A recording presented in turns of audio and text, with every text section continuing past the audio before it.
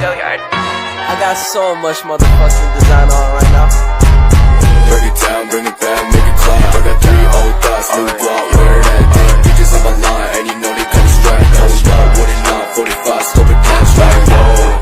How you fucking with these hoes up? Bismillahirrahmanirrahim. Assalamualaikum warahmatullahi wabarakatuh. Perkenalkan, nama saya Nur Hidayat. Saya dari Fakultas Syariah dan Hukum Islam, Prodi Hukum Keluarga Islam, kelompok 1 tahun 2021. Di sini saya akan memaparkan materi saya dengan judul jenis-jenis alat bukti.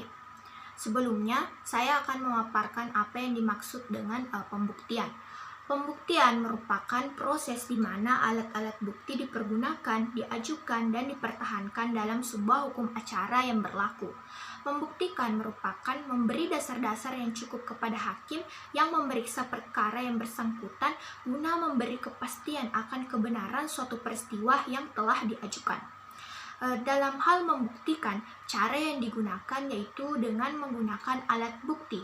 Yang dimaksud dengan alat bukti adalah segala sesuatu yang meyakinkan suatu kebenaran akan dalil atau pendirian.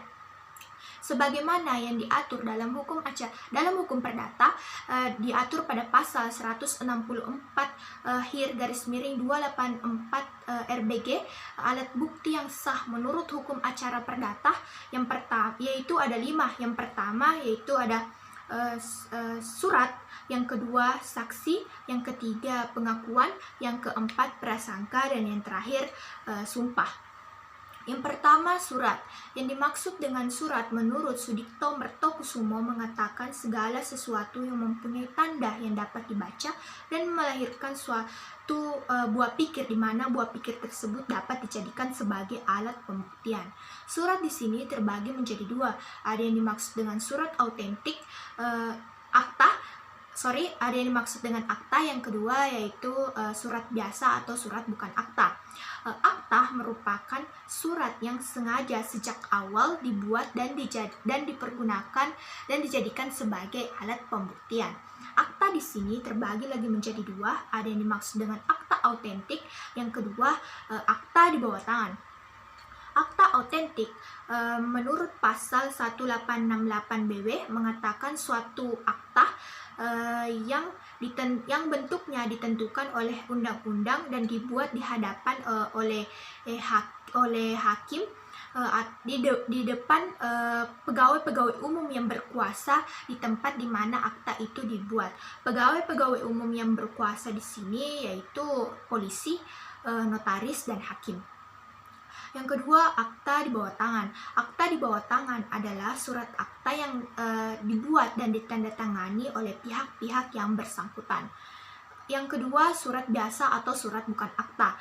Surat biasa atau surat bukan akta ini merupakan surat yang sejak awal tidak diperuntukkan dijadikan sebagai alat bukti. Namun, jika suatu hari nanti alat bukti surat biasa ini dapat membuktikan suatu perkara yang ada di pengadilan, maka surat biasa ini bisa dipakai dan dijadikan sebagai alat pembuktian. Yang kedua, saksi.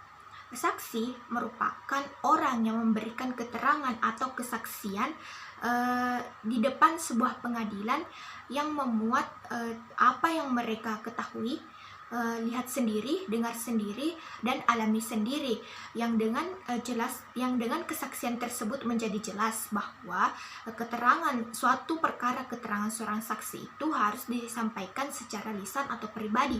Maksudnya tidak dapat digantikan oleh orang lain, harus dikemukakan langsung di depan pengadilan. Dalam pasal 145 ayat 1, orang yang tidak dapat didengar sebagai menjadi saksi, yang pertama ada yang dimaksud dengan keluarga saudara atau semenda, yang kedua suami atau istri yang mungkin telah bercerai, yang ketiga anak-anak yang di bawah umur 15 tahun, yang terakhir yaitu orang gila. Yang ketiga, prasangka.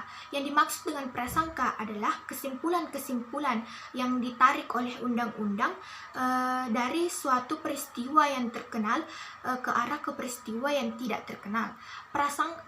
Prasangka di sini terbagi menjadi 2 menurut pasal 1915 KUH Perdata. terbagi menjadi dua, yaitu prasangka berdasarkan undang-undang dan prasangka berdasarkan kenyataan. Yang ketiga ada yang dimaksud dengan pengakuan. Pengakuan diatur pada pasal 174, 175 dan 176 HIR. Pengakuan menurut perundang-undangan merupakan salah satu alat bukti yang digunakan dalam sebuah perkara perdata.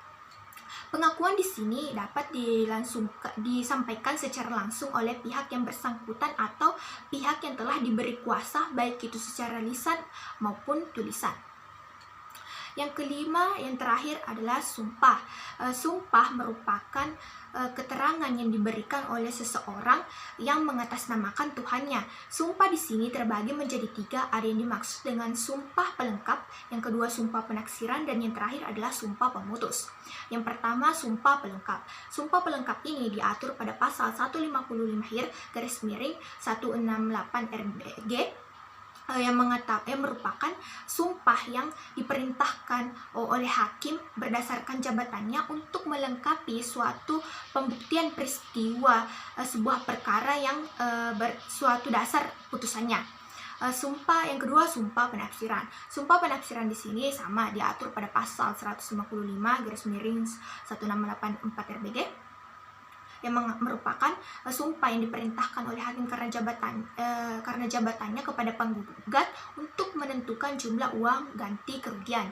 Yang ketiga yaitu sumpah pemutus. Sumpah pemutus diatur pada pasal 156, 157 dan 177 HIR yang merupakan sumpah yang oleh pihak yang satu melalui perantara pihak yang lainnya untuk menetapkan pemutusan suatu perkara. Sekian dari saya, itulah pemaparan materi tentang jenis-jenis alat bukti. Lebih dan kurangnya mohon dimaafkan. Wabillahi taufiq wal hidayah. Assalamualaikum warahmatullahi wabarakatuh.